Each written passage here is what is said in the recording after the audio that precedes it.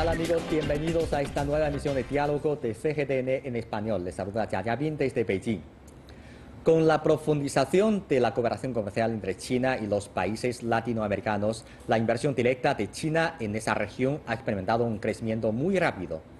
¿Qué características tienen las actividades de inversión procedentes de este país asiático? A día de hoy, tanto China como varios países latinoamericanos comparten la necesidad de realizar transformaciones económicas. ¿Qué nuevas oportunidades y desafíos representa esta nueva situación para las relaciones entre estos territorios? Hoy vamos a hablar sobre este tema de actualidad y el futuro de las relaciones entre China y América Latina y el Caribe. Para esto, contamos con la presencia del señor Enrique Tussell-Peters, coordinador general de la Red Académica de América Latina y el Caribe sobre China y director del Centro de Estudios China-México de la Facultad de Economía de UNAM. Hola, señor. Bienvenido a nuestro programa Diálogo. ¿Qué tal? Un placer estar de nuevo en Diálogo. Gracias. Antes de entrar en materia, vamos a conocer algunas cifras que reflejan la situación de las inversiones chinas en el continente latinoamericano. En el año 2016, la región de América Latina y el Caribe recibió una inversión extranjera directa de 142.000 millones de dólares. De hecho, se trata del quinto año consecutivo de contracción económica en los últimos años. Sin embargo, la inversión directa de China en esta zona ha seguido un aumento constante desde la primera década del siglo XXI. La inversión extranjera directa de China dirigida a esta zona representó en 2015 el 0,17% y el 0,86% del PIB y de la inversión fija bruta regional respectivamente. Asimismo, la inversión directa de China representó el 5,86% de la inversión extranjera directa total recibida por América Latina y el Caribe en el periodo entre 2003 y 2015 y ha seguido un aumento constante desde la primera década del siglo XXI, habiendo alcanzado el 18,76% en 2010 y el 4,41% en 2015. Del año 2001 al 2016, las empresas chinas realizaron 303 transacciones con países de América Latina y el Caribe. El flujo acumulado de la inversión directa de China en esta región fue de 113.662 millones de dólares. Y estas empresas chinas crearon a su vez 254.722 nuevos empleos, en cada uno de los cuales invirtieron una suma de 446.220 dólares. La cantidad promedio por transacción se situó en 375 millones de dólares. Bueno, señor Tussell-Peters, según datos de la Conferencia de las Naciones Unidas sobre Comercio y Desarrollo, hemos visto que en el año 2016 la inversión extranjera directa en América Latina ha descendido. Entonces, la cifra fue 142.000 millones de dólares, lo cual implica un descenso de 5 años consecutivos. ¿Cómo explica usted este fenómeno? ¿Cuáles fueron las razones? Mira, estamos hablando de la inversión extranjera directa que América Latina recibe en general, ¿no? Sí. Y estos flujos han descendido porque en América Latina en los últimos 5 años hemos registrado caídas en los precios de materias primas que se ha convertido para un grupo de países en el principal factor de crecimiento. Países como Venezuela, Brasil, Argentina, Chile, Colombia, entre otros, han visto descender sus exportaciones y entonces también las expectativas de crecimiento en estos países y en estos sectores han ido a la baja, razón por la cual también la inversión en la mayoría de estos países ha descendido en forma importante. Pero en general, ¿cuáles fueron las principales fuentes de inversión directa para América Latina en general? Claro, las principales fuentes en los últimos 10 años han sido la número 1 es Estados Unidos, y sería un tema interesante a profundizar. La número 2 en los últimos años se ha convertido crecientemente China, ¿no? Y después tenemos la Unión Europea, países asiáticos, Japón es un inversionista importante, ¿no? Sí, sí. Usted mencionó que China ha crecido mucho en la inversión en América Latina. Entonces, ¿podría detallarnos un poco más sobre la situación de inversión por parte de China en este continente, sobre todo en estos últimos 5 o 10 años? Justamente como parte del trabajo de esta red académica, acabamos de publicar hace 2 semanas un monitor de la inversión extranjera directa china en América Latina, con información anual por países 2001-2016, ¿no?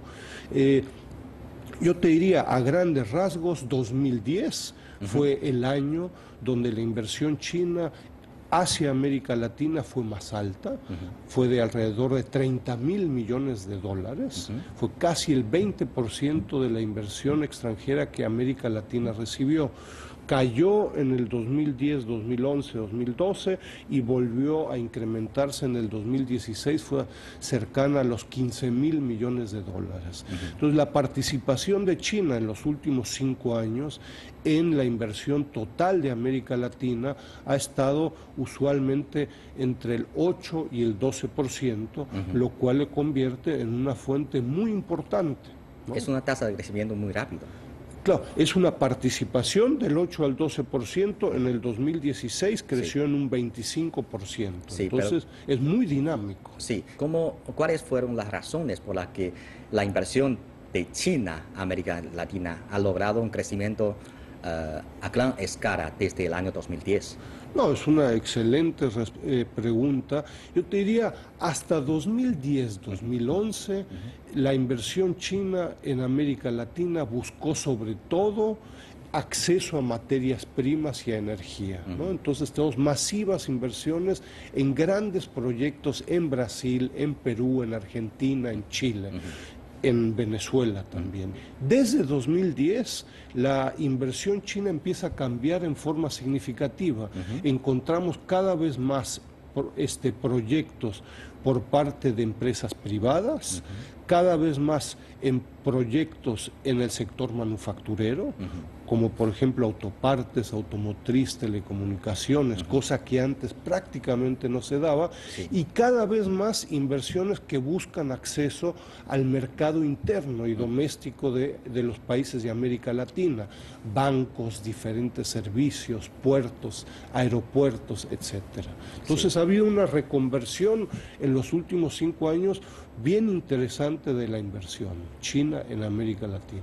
¿Hay más participación por parte de empresas chinas en las inversiones en ese continente? Claro, yo te diría, en América Latina nos estamos acostumbrando a conocer día a día, cotidianamente, a más empresas chinas, ¿no? Y lo que es muy interesante en este esfuerzo de este monitor, lo que planteamos es que la inversión acumulada 2001-2016 son unos 130.000 millones de dólares que hoy en día en América Latina han generado más de 250.000 empleos. Es decir, hoy en día 250.000 personas en América Latina trabajan en empresas chinas, ¿no? Entonces esto es un nuevo diálogo, un nuevo nivel del encuentro entre América Latina y China, ¿no? Sí, a mi entender existe una complementariedad en cuanto a la necesidad de atraer inversiones en América Latina y la necesidad de las empresas chinas de salir al exterior.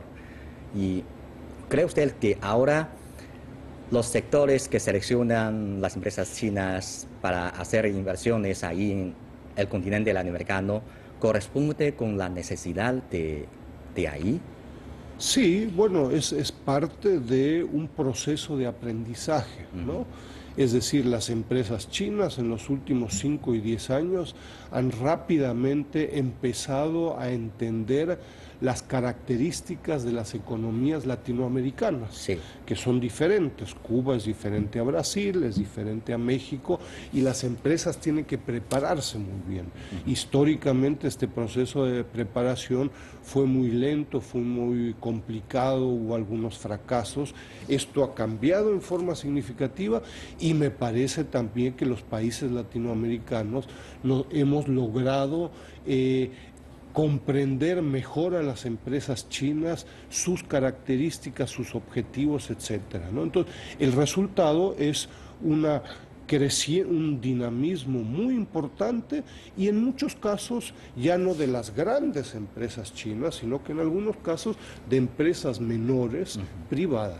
Quería también seguir a hacerle una pregunta sobre la inversión. Es que, como usted acaba de mencionar, cuando hablamos de la inversión, a veces hablamos en general, pero en diferentes países hay diferentes situaciones. ¿Cuáles son los países latinoamericanos y caribeños que hasta ahora ha traído más inversiones de China? ¿Y cuáles de los países cree usted que son los que tienen más potencial para las empresas chinas? Mira, para el periodo 2001-2016, es decir, en 15 años, la inversión china en América Latina se ha concentrado particularmente en Brasil, que concentra más del 40% de las inversiones chinas en América Latina, Brasil, Argentina y Venezuela, ¿no? Estos tres países se han convertido en receptores muy importantes. Los tres países representan más del 70% de la inversión china en América Latina en estos 15 años, ¿no? Y después tenemos países como Chile, Colombia, México, Panamá, que son países que están ya en un segundo nivel. Pero los críticos desde una perspectiva china son Brasil, Argentina y Venezuela. Sí, es cierto. Me interesa hablar de ese tema que usted acaba de mencionar, que por la tendencia, si hablamos de diferentes sectores o destinos de inversión por parte de China en ese continente, ha habido un cambio que antes solo se había concentrado en los sectores de materias primas, de energía, pero ahora ya se ha diversificado mucho en muchos otros sectores. Eso usted ha mencionado que se debe, por una parte, de más participaciones de empresas privadas de China. ¿Y cree usted que este cambio puede traer ciertos beneficios a ese continente latinoamericano? ¿Y de qué forma esto va a afectar al desarrollo económico de esa región?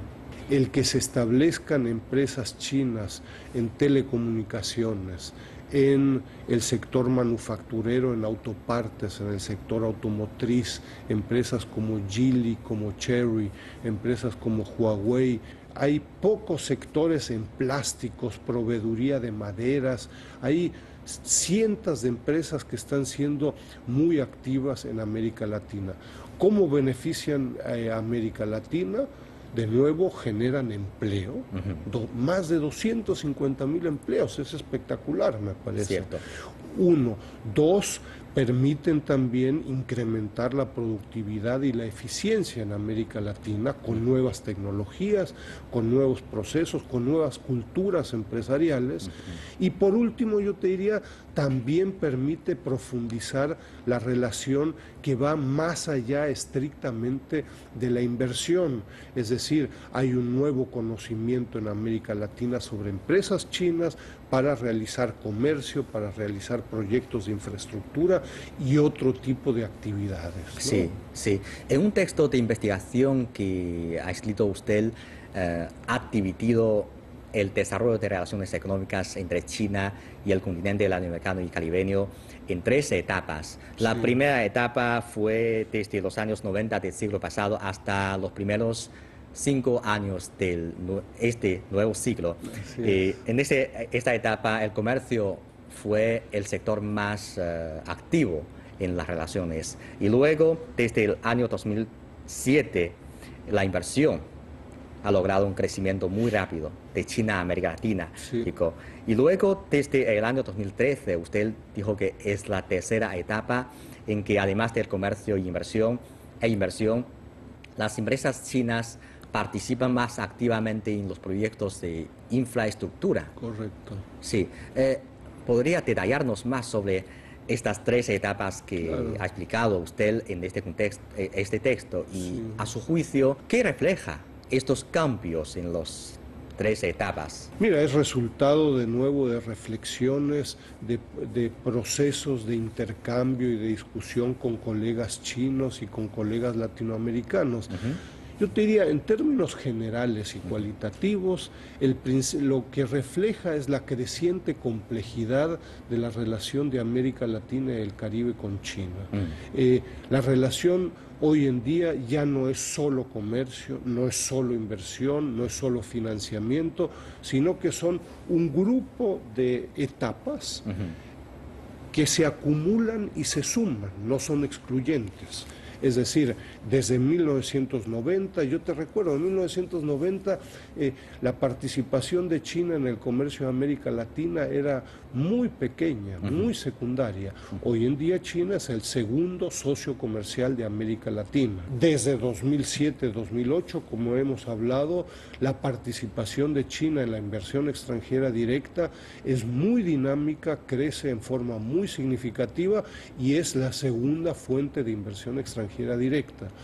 Y desde 2013, paralelo a la estrategia por parte del gobierno central chino de One Belt, One Road, ¿no? China hoy en día está realizando docenas de proyectos de infraestructura en América Latina y está cambiando a países completos. Preguntabas antes cómo está afectando esta nueva relación. Pues está generando oportunidades y está cerrando brechas porque la necesidad es real, la necesidad de mayor electricidad en Honduras, en México, en Ecuador es real, ¿no? Y yo te diría, el gran reto hoy en día, ante esta creciente complejidad, es generar instituciones que comprendan esta creciente complejidad. En América Latina y en China en algunos casos, seguimos pensando que el eje y el principal factor de la relación de América Latina con China es el comercio. Y eso, yo diría, es un factor, pero hay que tener especialistas, instituciones que trabajen sobre proyectos de infraestructura, sobre financiamiento, sobre cada uno de estos temas con mucho detalle. Sí. Hay que invertir en instituciones, en el sector público, en el sector privado y en el sector académico, en los dos lados, en China y en América Latina, ¿no? Es cierto, lo que usted acaba de explicar es que ahora es cada vez más complejo y más completo esta relación entre China y América Latina y necesita la participación de todos los sectores. No solamente se concentra en comercio, inversión, economía. Es una parte, pero es una parte grande, pero no es todo. Lo que conlleva y los resultados que implica el crecimiento en proyectos de infraestructura, inversión y comercio. Implica, entre otros, mayor migración China-América Latina. Es cierto. Y un mayor convivio entre población latinoamericana y China, que es muy apasionante, ¿no? Sí. Bueno, profesor, si contamos desde 1990 hasta hoy ha pasado casi 30 años y fue 30 años en que la presencia de China ha aumentado mucho en este continente. Entonces, a su juicio, ¿de qué forma esta aumentada presencia de China en este continente latinoamericano ha afectado el desarrollo de América Latina? La creciente presencia de China en América Latina también es resultado de la creciente presencia de China a nivel mundial, ¿no? En Europa, en Estados Unidos, en África, en Asia, etcétera. Hay un particular interés, hay viejos vínculos con América Latina, el tema de las materias primas y energía es relevante. Y yo te diría, los resultados en general han sido muy positivos y yo creo que en el corto, mediano y largo plazo es de esperarse que continúe la dinámica de los últimos 10 o 15 años, pero hay que mejorar las instituciones. Porque no es lo mismo la relación de 1990, donde estábamos partiendo de prácticamente muy bajos niveles de comercio, no existía inversión, no había proyectos de infraestructura, a proyectos de infraestructura que están hoy en día transformando por completo regiones, ¿no?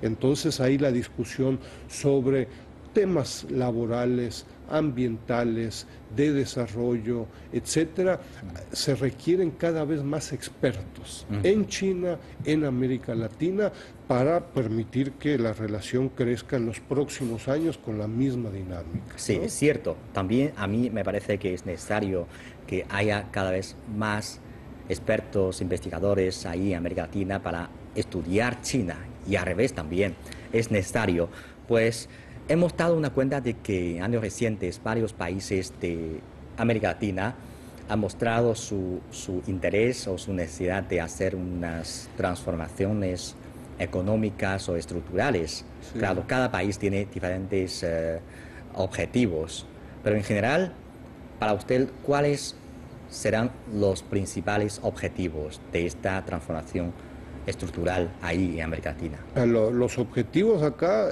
serán continuar integrándose al proceso de globalización, un proceso particularmente en términos del comercio muy complicado para América Latina y particularmente para Centroamérica y para México, de una relación muy difícil con la administración Trump y con Estados Unidos, ¿no? Que es el principal socio comercial de América Latina y particularmente de México y Centroamérica. Entonces, en la agenda comercial está Estados Unidos por un lado y por otro lado está China, el segundo socio comercial. En China también tiene la necesidad de transformar su estructura y haciendo una reforma por el lado de la oferta. No sé cómo ve usted estas medidas aplicándose en China y de qué forma cree que estas medidas van a afectar las relaciones entre China y América Latina, para traer unos desafíos o nuevas oportunidades. A mí me parece que tanto China como América Latina y el Caribe podemos aprender unos de otros, ¿no? América Latina durante la década de los 80s, 90s, 2000s realizó justamente muy profundos cambios estructurales en su economía. Ojo, muchos de estos cambios fueron muy rápidos, muy profundos y excluyeron a gran parte de la economía, de las empresas y de la población. Yo creo que ahí China puede aprender mucho en cuanto a que los cambios estructurales por parte de la oferta no excluyan a la gran mayoría de la población. Los costos más tarde son muy altos, ¿no?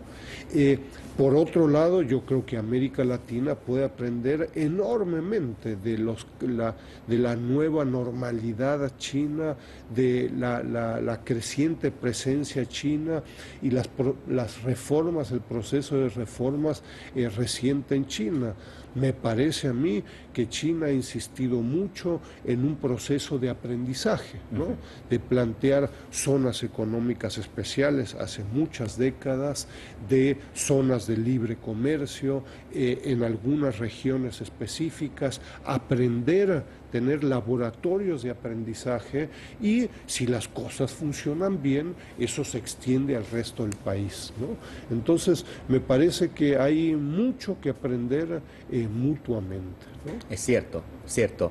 Bueno, también quería hablar un poco sobre lo que usted acaba de mencionar, que es la franja de la ruta para América Latina. Pues varios países de este continente han expresado su interés de participar, ser parte de esta iniciativa.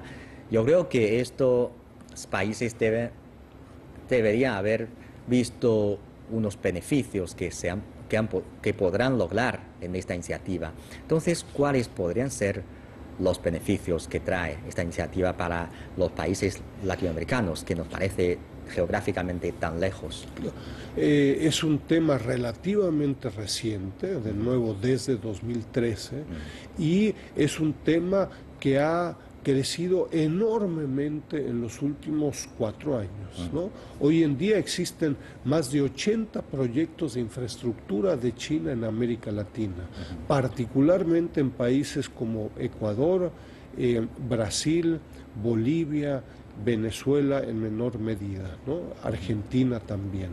Y te refleja de nuevo la enorme complejidad de la relación de América Latina y China. Un proyecto de infraestructura hoy en día requiere de diseño, requiere de financiamiento, requiere de empresas proveedoras, requiere de empresas constructoras, requiere de servicios después de que se entrega el proyecto, ¿no? En algunos casos existen incluso trabajadores chinos en América Latina, etcétera. Entonces, es mucho más complicado que un proceso de importación y exportación, mucho más.